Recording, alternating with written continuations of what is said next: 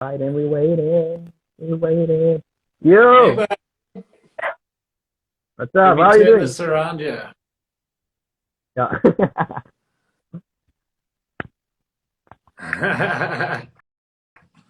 Okay, let's get this going here. There we go. Audio's all good. Can you hear me? Yeah, man, I can hear you. Awesome, man. Thanks for joining. Today I have to get into the autistic vibe of things. I had to get my process and everything. I had to get the look, everything. So before we start, I did do art in grade 7 and grade 8, and I'm proud to say that in grade 7 I got an award for art. And getting into this interview, I just wanted to see if I still have the same touch. So I decided to get my canvas, get my paints, my utensils, and see if I could draw you. So what do you think, man? What did you score me for this? There's it, bro. Yeah, hey, you know the nice thing about modern art is we can all do it, eh? Yeah, we can. Anyway, thank you, Chaz, for joining. I need to take this over Quancy. Thank you for joining me today. The show is called The Star Corner, where I interview stars such as yourself. And the reason I call you a star is because I see a star, not someone that's defined by the amount of followers that they have or fame or that. I see a star as someone that continues to have a work ethic, someone that continues to be bright, continues to want to shine and be a light in somebody else's life. So I thank you for everything that you do, and thanks for taking the time out of your busy schedule to join me here today. Thank you, sir. Very kind of you. Awesome, man. So first thing I want to get into before we get into the painting and everything, and thanks to everyone that has hopped on right now. We've got quite a few people joining. I heard by a little birdie, and I hope it's a reliable source that I heard this by, that you are a two-time boxing champion. Because looking at you, you could have gone into rugby, football, wrestling. So is that true? Tell us a bit about that. Yeah, that's true. It was very much another lifetime ago, eh? But yeah, at one stage I had a group of followers who knew me for my fighting, and a group of followers who knew me for my art. And when those two sides of the world met each other, it was always an interesting conversation. Like the gentle giant here. I mean, you came from an artistic background. Your background's been really artistic. You said that your mom's the best artist that you've ever seen. You said, she's still your muse for today. But I want to know, why did you, because you just said, you had a fighting background, why did you decide to follow a career in art? Well, the fighting background, it stops people, and they think it's contradictory. But I think the idea of an artist is someone who needs to acquire skill, like any trade. It's not a talent thing as much as it's a require skill thing. And that's how I see my art and my art journey and my art career. It's about acquiring skill, and getting as much intellectual property under the belt as possible. And that's how I saw the fighting thing. Boxing is about wanting to do something, your coach telling you, this is what you need to do in this situation. It goes into your head, you process it, and then hopefully with a bit of luck, you can do it in the ring. And art is about seeing something, a subject, it goes into your head, you process it, and you apply it. So at first glance, there's not many artists who are boxers, but the skill acquired to be good at both is very similar, if you get what I'm saying. And I think that's why my pursuit of skill, whether it's gardening or art or boxing or whatever it is, the pursuit of skill, I think, is what's got me to this so far in this career of art. Awesome, love that. Now, when searching your name, it often comes up that you are a fine artist and contemporary artist. Could you please explain what exactly a fine artist and contemporary artist is? Well, fine artists are good-looking artists. No, I'm joking. Well, I think a contemporary is, essentially contemporary is modern. A fine artist. I always say I'm a fine artist because I'm a career artist. And something that goes hand in hand with a fine artist is an investment artist. And I feel if you want to get into this game, you need to be an investment artist. People need to buy your work, A, because they love your work, but B, because down the line, they can sell it for more, you know? And I think that is the nice thing about art. It's not necessarily a tangible thing, but as my name grows and my brand grows, so does the value of my work. And I think that's what a fine artist is. It's someone who's all in, a career artist. Contemporary, contemporary is modern and new, and I think my style, because my style is abstract, as opposed to very detached from realism. People do define me as a contemporary artist. I would define myself more as an abstract artist. Amazing, amazing. It's so the terminology is so amazing how it relates, because I studied drama at school, and when you get realism and it's sort of abstract acting, kind of like improving on stage, and it's quite different to realism where you are portraying something that's really happening, where you get sort of when you need to improv and create a certain link, you know. It's similar to abstract where it's up to the viewer and the person that's perceiving the art to make up their own choice as to what message they get from it. But another thing you are known for, I hope I'm pronouncing correctly, the impasto technique. And I've also seen your paintings where you tried painting with two hands. You tried many different techniques. Yeah. And you are not someone that paints with this paintbrush. You use many different tools, which you call your weapons of choice.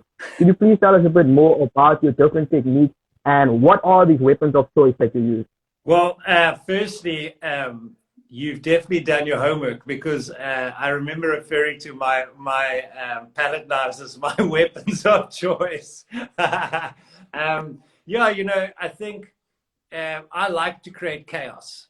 I think up close, my pieces tell a story up close, and they tell a different story when you stand back. And up close, I want people to see that, you know, that Jackson Pollock energy. I call it chaos. When you stand back, it reveals something more real and something you can get your head around. And I think because of the fact that I like to create that chaos, I like a bit of spray paint. I like paint brushes. As you said, impasto art. You know, I'm an impasto abstract artist, which means I get my oil paints nice and thick. And I think this is something very cool if there's any young artists watching. Forget about the realism. Realism is always there. You know, photos, cell phones take realism, you know. You want to get that impasto, you want to get that thick oil paint. And you want to, it's almost delicious, like you putting icing on a cake, and get scrapers and get some texture and get that pick coming out. Put some spray paint into it. Paint over again white, start again, get to know the piece, you know. Don't be in a rush to finish the piece. Get to know it. See if somewhere along the line what's in your head and the journey you've gone on with this canvas, they both collide and they both work together, and eventually you get a nice piece. And in my case, that takes about 12 months to dry.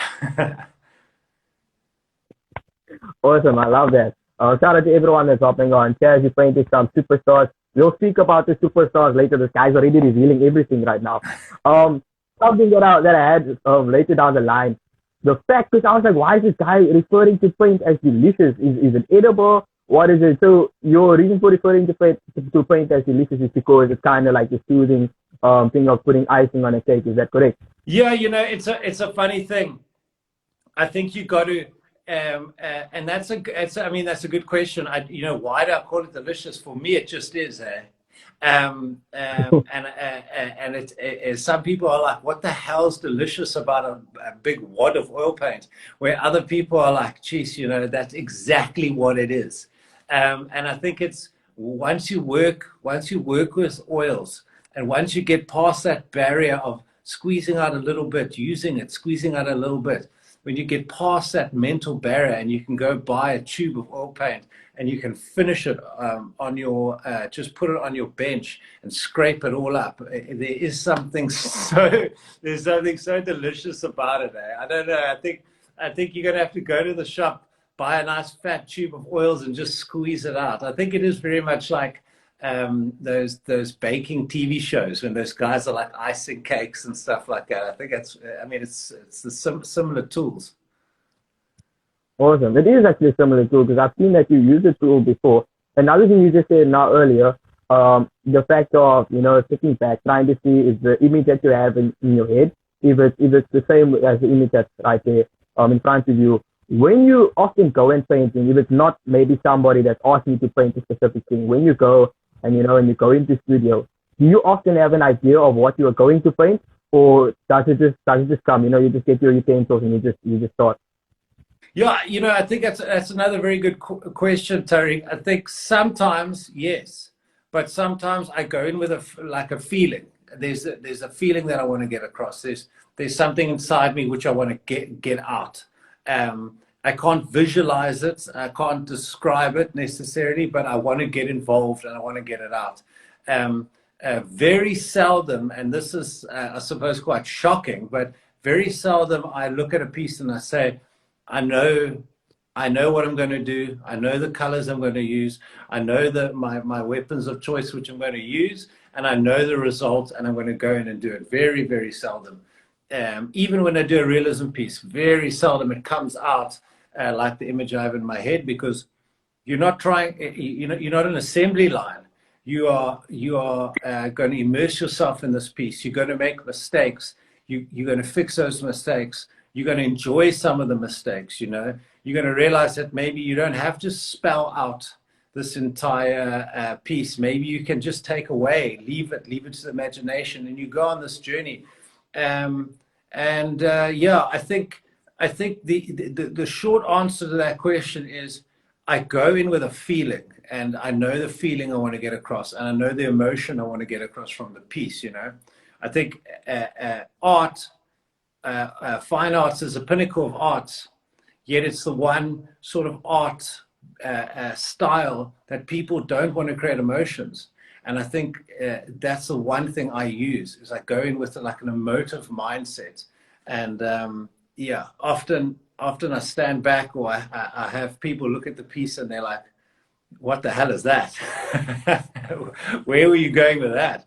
But I think you've got to go in with some sort of emotional input rather than desperately looking for a finish. You go in with a mindset and a heart set on what you want to get out. I think that's what really good art is. Wow. It's so relatable to life, because people often just, they're just going to life. People don't realize that you need to go in, you need to trust the process, you need to enjoy it. Listening to you speaking about your art, it's kind of like this journey that you're on. You make mistakes, you need to fix them at the end. You need to know what you want to get out of it, and you need to see at the end, was this journey worth it? Did I really succeed? Did I get what I wanted to get out of it? And as a young artist in your 20s, you said that where your career really changed is where you decided that you wanted something to say in your art.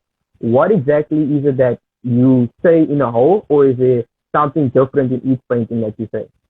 Yeah, I think, as a young artist, and obviously it's been a decade or two since I was at school, but as a young artist, you are so reflective of your art teacher, and your art teacher, is probably just a sort of casual artist who's doing a 9 to 5. And he's going to teach you the basics, and he's going to show you the best way for him to get results is for his students to be good at like a realism type of situation. And that's defined as him doing his job. And I think that was in my case, studying, trying to learn art. I'm studying these great artists, but I'm getting taught something completely different. And it sort of put me off. And I saw it as like a weakness in me, not really understanding, these guys were so emotional and so passionate, where I'm being told to see a photo and replicate it. And it was years later where I actually thought, I don't have to save my paintbrushes and my oils. I don't have to pack them away. I don't have to do a replica of a photo. I don't have to be judged by the realism of my piece. I can be judged by the energy in which my piece holds. I can be judged by me as an artist and not even the art, you know. I can be judged by all the stuff. And I think that's where I got into my head that you can say stuff in art, you know. You can help charities, as you know, big passion of mine is charity. And just rocking up at a charity, be willing to give your art to people, talk about your art. You know, that's all. I include all of that in what I have to say in art. And it took me a long time to realize that art is bold and emotional, and it can bring out passion. You know, and it's your job as an artist to do that. And that's when I thought, oh, fuck, I'm this. You know, this isn't high school. This isn't high school anymore. You can do anything you want. And that's sort of where my journey picked up. And you know, accident or not, that's when I started actually making inroads in the industry. Wow. And as the gentleman that was on the live mentioned, you painted so many iconic people from Desmond Tutu, Nelson Mandela, Bob Marley. What makes it want you to go out and paint these iconic people that have been there? Is it something that inspires you of the journey? The people asking you specifically? Because I know that you did something for the United Embassy where you had to have this whole collection of Nelson Mandela. So what is it that makes you want to paint so many of these iconic people? Yeah, you know, you can break things down into subject matter, style, color, and I just like I like the, you know, I put a lot of wordplay in the fact that I am bold and emotive, and you know, what better way to get that across than to try and capture these icons, you know. I think I always say my artists, my subject matters for true believers. That you can't always see who it is, you know. Sometimes I go a bit vuss, you know. So you know, to paint a Mandela, but not to use one flesh tone, you know, to paint him in complete blues or complete purples, and to see how he softens and how I can get his real emotions out, you know. There are so many Nelson Mandela paintings out there that are serious pictures of him looking stern with his hand like this, where he was quite a goofy guy, you know. He always had a bit of a skew smile, always he had a bit of a naughty edge to him, and I wanted to get that up, you know. Yeah, he wasn't the serious African leader. He was a young man at heart till the day he passed, and let's get that across, you know. Let's not replicate something serious just because he's a serious holds a serious position. And yeah, I think that's what I really wanted to get across with guys like Mandela, you know. Wow, amazing. And then I don't know if any of your new followers know this, but this is something amazing. Black Coffee, probably the most highest paid DJ in South Africa. He's gone international. He's purchased one of your pieces. How did that feel? Were you there when he purchased it? Did you know about it, or did someone let you know about it? Yeah, so Black Coffee actually DM'd me on Instagram, and he was like, "Hey Chaz, I'm a big fan of yours. Here's my cell phone number. Don't you want to message me? I'm interested in a pic." And I was like, holy crap. Went onto the profile to make sure it was really him. Yeah, and then I WhatsApped him, and I was like, "Hey, you know, what piece do you want?" And funnily enough, the piece that he wanted was one of my favorite pieces. It was a painting of a beautiful French model by the name of Mo Deer, and I turned it into like a bit of an abstract angel, and I'd always wondered why it had been hanging for about a month, and my art normally sells in the first week or two. And I was always like, why isn't this piece sold? It's so beautiful. I almost want to take it off the wall and take it back home, you know. And yeah, little did I know that it was sitting on the wall waiting for Black Coffee. Yeah, and I signed a little thank you, private little thank you note on the back of the piece and shipped it off to him.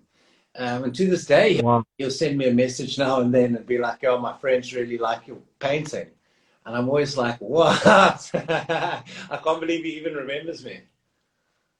Yo, you guys know how dope that is. Like Black Coffee made songs with us, so Black Coffee's doing big things, and he purchased Chaz's piece, and Chaz has his contact details. That's so amazing. You said Yeah. a demon like a mind or wandering to you have taken it home. Or there may be any pieces that you're seeing now, this is too good for me to sell. I'm putting this in my house.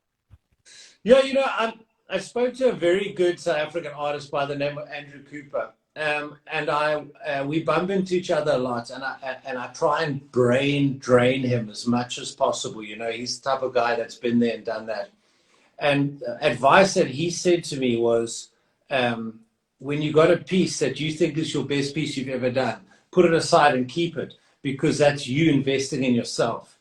Um, and subsequently, I have. You know, I've done that. I did a beautiful painting the other day, um, and I got some crazy offers for it, and I kept it. And then eventually, a guy said to me, "Look, I want to purchase it. I want to have the rights to it, but I'll never take it out your home." And I was like, "Okay, cool. Let's do that," because it's a bit of your soul that you put into a piece. Yeah. Wow, man. Yeah, it's so amazing to hear that. Next thing, you cut your teeth. You know, something you said yourself. You cut your teeth on charity. You know, you spoke about it at the beginning of this live also, and something that was quite admirable. And also a bit strange because not everybody does it. Especially you are chasing your dreams. You want to be successful. Um, you know, often 50% of what you make from of a piece goes to charity. And the first charity that you raised funds for was a victim of rape, and then you raise funds for someone that had cancer, and in 5 years you raised over R1 million. What is it about charity and giving that is so important?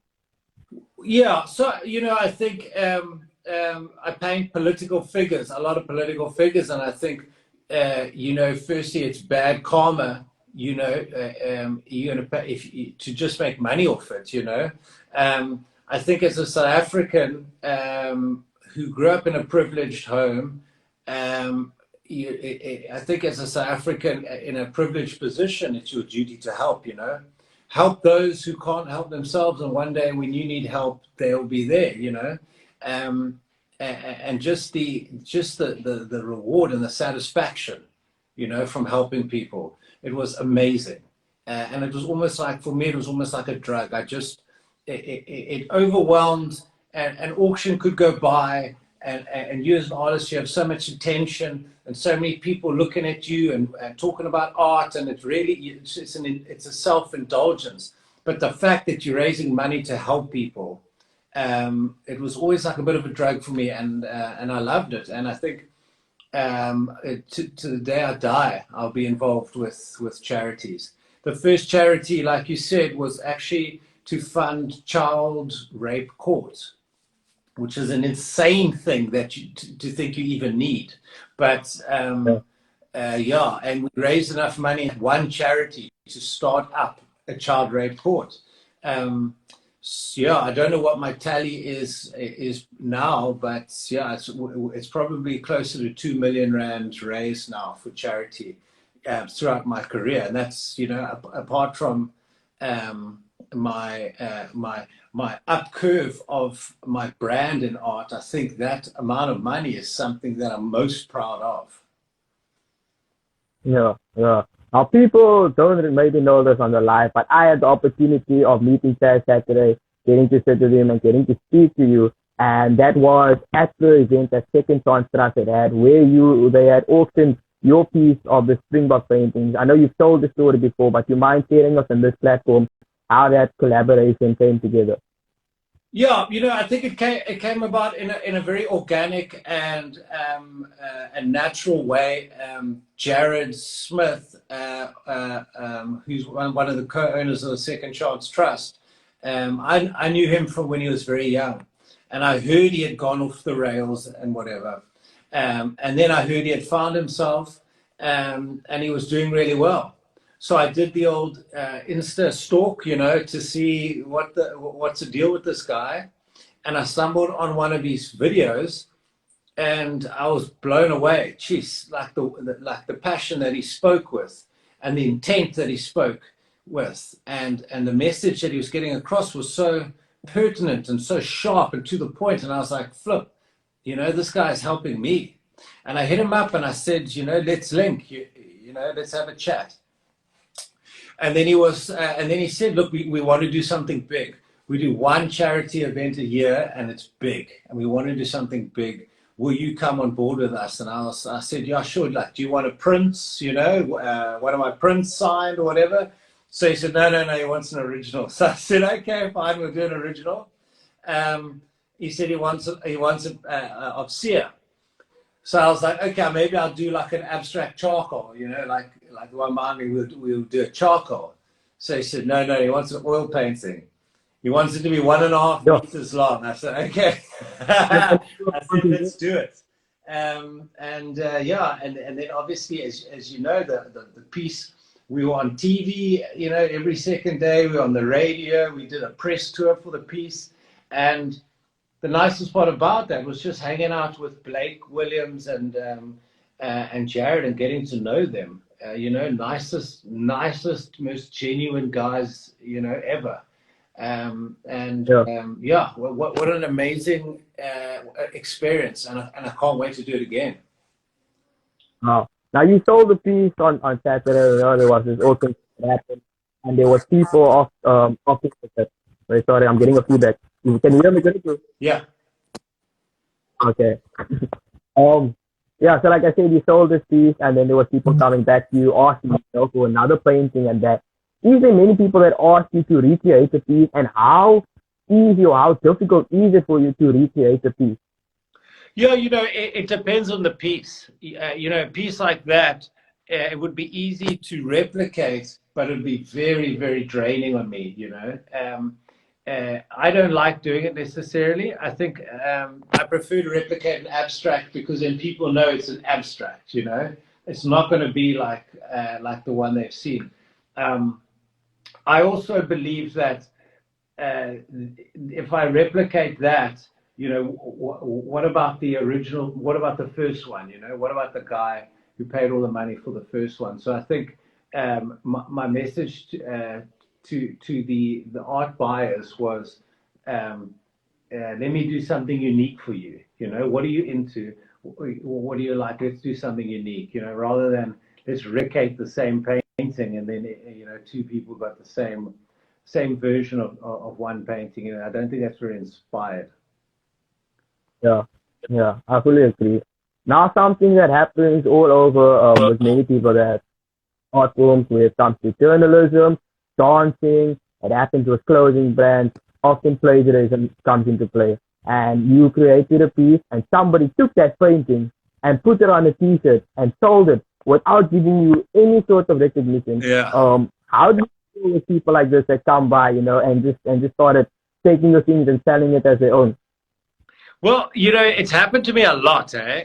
In fact, Rugby SA did it to me as well, and I mailed them. I said, that's my painting that you've got on your ad, and they were like, oh shit, we're sorry, and they sent me some Springbok jerseys and 2 tickets to a test match. So I said, that's cool. I'm happy with that. But the company that you're referring to at that stage was the biggest online store in the world. I mailed them and I said, that's my painting. You've taken my signature off my painting and you're selling it on T-shirts. And then my lawyer got hold of them, and they basically said, if you want to sue us, come sue us. They obviously were based in America, and they were like, if you want to sue us, come do it. And we were like, just let it go. So it's a weird one. I was kind of left a bit stunned and shocked. A, that someone would do that, and B, that there was nothing I could do. I don't know what the lesson in that is, and I don't know how someone would stop it from happening, other than the fact that they got a lot of bad press about it because I was on my social media, and then people started reposting it and sharing it and tagging them, and they got a lot of bad press from it. And subsequently, I don't even think they're around anymore. But yeah, that was strange, you know. In fact, the other day, an art buyer bought a piece of mine that wasn't mine. Someone had replicated one of my paintings. So it happens. It happens quite a lot, and I'm very surprised. There's not a lot you can do about it. Yeah, yeah, it's really something to think about. But I mean, at the end of the day, people really want to sell you your pieces and replicate. It just means that you're a really dope artist, even though they're going about it the wrong route. Just means that they look up to you, but just like Yeah. people are weird at times. Yeah, no, I'm flattered. I know that you. Sorry, what do you say? No, I'm flattered, eh? Yeah. I know that you got another event to go to, so just my last two questions. One of your goals, or probably your main goal right now, is to get 1 million for your piece. What are you gonna do to make sure that really happens? Yeah, you know, it's when I made that statement, I think I got a lot of pushback from people, you know, and as to why I made it. And I think, you know, the price of my work is obviously worth a lot to the people who have invested in me. It's also the best way to keep score, you know. And I think I'm still learning in this game, you know. But there was, 8 years ago, I couldn't sell a painting for 10K, and now I just sold a painting for $250,000. So, what I can do as an artist is I can actually learn my skill and my trade. You know, it's like that. There's a definition. There's a big difference between someone who's artsy and an artist. An artist who sits up and he studies, he reads books, and he puts everything into being the best artist he can be. And I think that's bottom line. That's what I do. I put everything into my skill and my trade. So that's one thing that I can control. And the other thing is just to be out there, to stay in the public eye and to push my brand, you know, as an artist, and I hope that that it kind of gets traction. But yeah, you know, it's it's affirmation that my stock is going up, and the amount of work I put into being the best artist I can be, yeah, it warms my heart. Oh, no, I really love that. I just want to say thank you to everyone that has joined. Obviously, there's been a lot of young artists that have been on here, a lot of youngsters that look up to you, and I know you are really invested in the growth of young artists. So, in closing, do you have any word of advice for any of the artists that have been on this live? Yeah, you know, I think advice to young artists, I could sit and talk all day to young artists, but I think now with Instagram and the internet around, you know, be a sponge, absorb as much as you can, and try and be emotional, try and be emotive and powerful. You know, we all love landscapes and pretty flowers, but push it more than that. See if you can stop people and wow people, and paint big, paint too big, and get messy and get entrenched in it, you know. And I think you'll step back and you'll be very surprised with how fulfilling it is and how beautiful your art can be. Wow, how delicious your art can be. Yeah, how delicious it can be. Chaz, I just want to say thank you for taking the time out. It was a privilege for me to go and do this research about your career. You see the amazing paintings, how much time you invest in your art, and the fact that you still have goals that you want to achieve and that you are working hard to achieve. But I think the biggest thing that's very inspiring is the fact that you are not just taking your work and taking what you make from it for yourself, but you're actually going to give back and trying to make a change. So in that, I wish you all of the best. I trust that you're gonna get that 1 million, 2 million, 1 billion, whatever. It's definitely going to come. Thank all of the best, man. Thanks for joining me. All right, cheers, buddy. Keep well. Guys, Thursday on another episode of this show. Cheers.